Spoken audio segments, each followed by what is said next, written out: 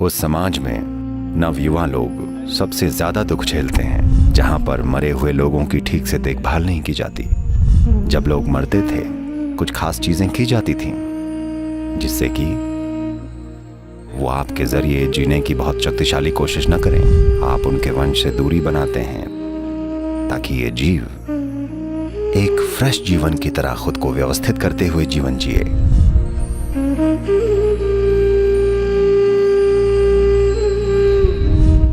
अभी कुछ ही दिनों बाद महालय अमावस्या है। ये साल का वो समय है जब हम सर्दियों में दिन और रात के बराबर होने के दिन के करीब होते हैं। ये साल का वो समय है जब धरती में स्त्री गुण सबसे ज्यादा होता है, खासकर उत्तरी गोलार्ध में धरती का स्त्री गुण और ज्यादा बढ़ जाता है।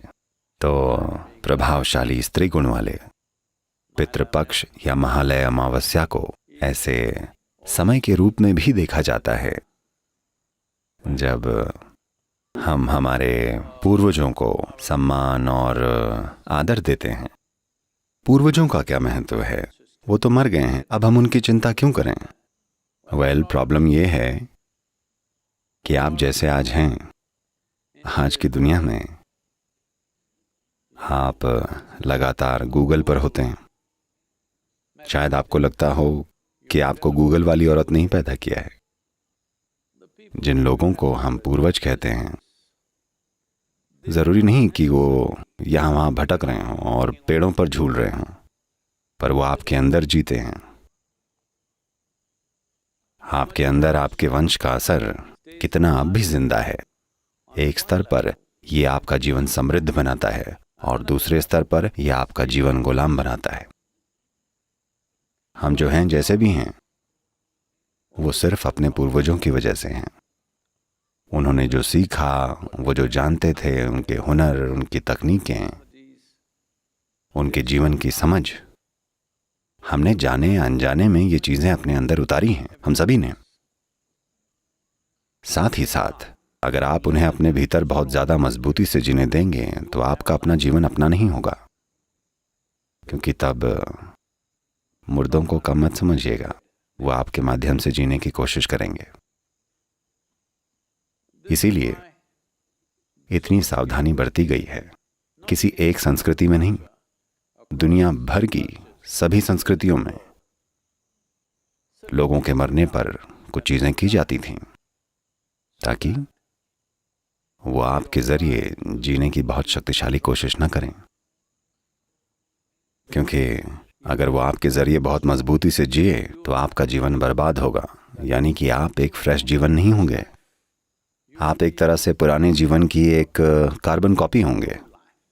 जिस तरीके से आप बैठते हैं और खड़े होते हैं, शायद आप इसे अपनी जिंदगी की शुरुआत में न समझ पाएं। जब आप 18-20 साल के थे तो आपने सोचा था कि आप पक्का अपने पिता या माँ जैसे नहीं बनेंगे। आप वैसे बिल्कुल भी नहीं बनना चाहते थे। आप समझे, मैं आजाद ख्यालात वालों की बातें कर रहा हूं। लेकिन जब आप 45 के होते हैं तो आप उन्हीं की तरह बैठते हैं, खड़े होते हैं और बातें करते हैं, है ना। अनजाने में आपका शरीर उन्हीं की तरह चलता है।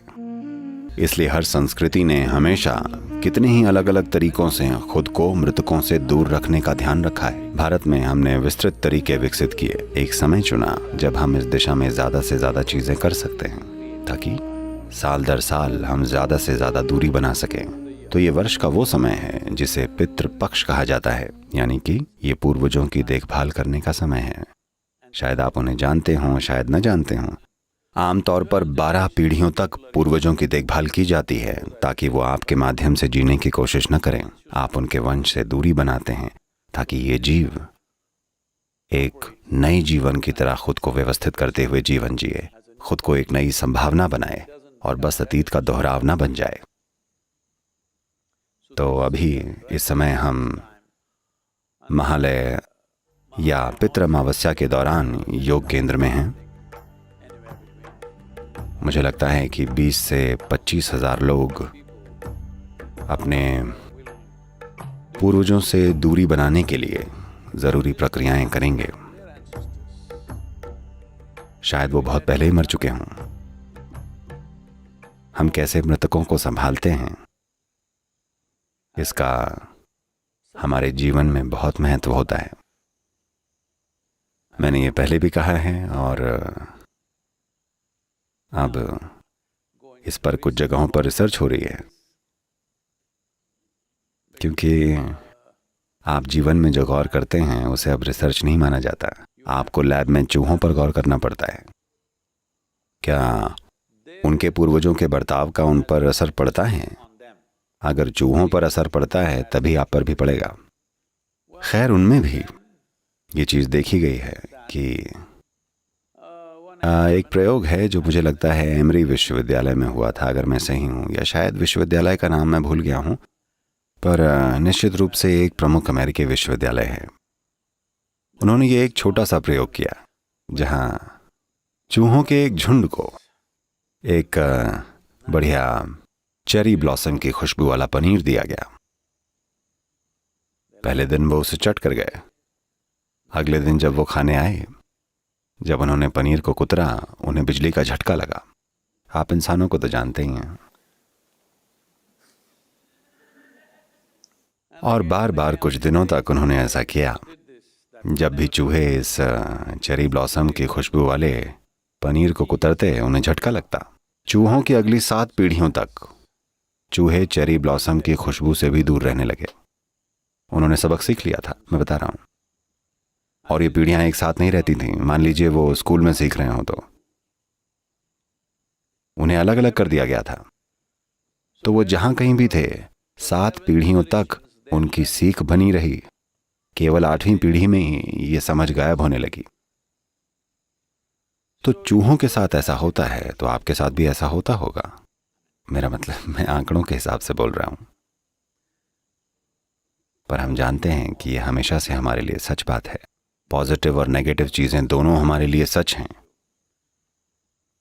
पॉजिटिव और नेगेटिव दोनों चीजें अगर ये आपके जीवन पर बहुत मजबूत असर डालें तो वो एक नेगेटिव असर बन जाती हैं, चाहे वो एक पॉजिटिव चीज ही हो। पर अगर उसका असर बहुत मजबूत बन जाए तो वो चीज नेगेटिव बन जाएगी। क्योंकि आपकी 7 पीढ़ियों में, मैं केवल 7 बोल रहा हूं, ठीक है? महालय अमावस्या में हम 12 का ख्याल रखते हैं, लेकिन क्या करें, क्योंकि आप सभी ने मास्क पहने हुए हैं। मैं पता नहीं लगा पा रहा हूं कि आप इंसान हैं या चूहे। वाकई आजकल हम लोग बहुत अजीब दिख रहे हैं। उन पीढ़ियों पुराने लोगों को जिन्हें हमने खो दिया है, शायद हम उन्हें जानते नहीं, हम उनके नाम नहीं जानते, उनकी तस्वीरें नहीं देखी, पर वो हमारे जरिए जी रहे हैं। तो 7 या 12 पीढ़ियों पहले उन्होंने जो कुछ भी सीखा था, अगर वो प्रभाव आप पर बहुत ज्यादा असर डाले तो आप आज घटित होते जीवन में बेमतलब रह जाएंगे। तो आपको चेरी ब्लॉसम का डर है। आज शायद इस डर का कोई मतलब ना हो, पर ये याद आप में बनी रहती है। तो जानकारियों का ये जटिल जाल, जिसे we are today calling as genetic information, हम आज वंश की सूचना, कर्म संबंधी सूचना, प्राणिक जानकारी, कई चीजें कहते हैं, जो जानकारी के एक नेटवर्क के रूप में तैयार हुई है।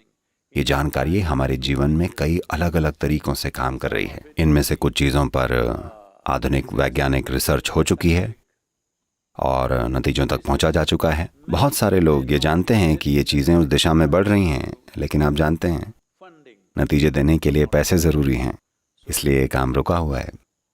पर हम जानते हैं कि इसका असर होता है, खासकर उस समाज में जहां मृतकों की ठीक से देखभाल नहीं की जाती।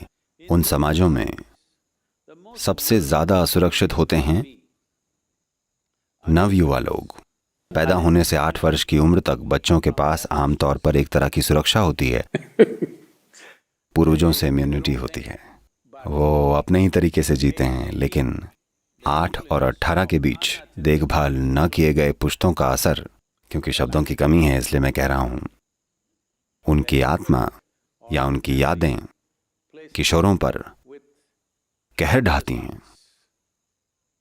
तो उस समाज में जहां नवयुवा सबसे ज्यादा दुख झेलते हैं, ये समय आपके जीवन का एक तरह से सबसे बढ़िया हिस्सा है, पर वो सबसे ज्यादा दुखी होते हैं। आपको पता होना चाहिए उस समाज ने अपने मृतकों की ठीक से देखभाल नहीं की है।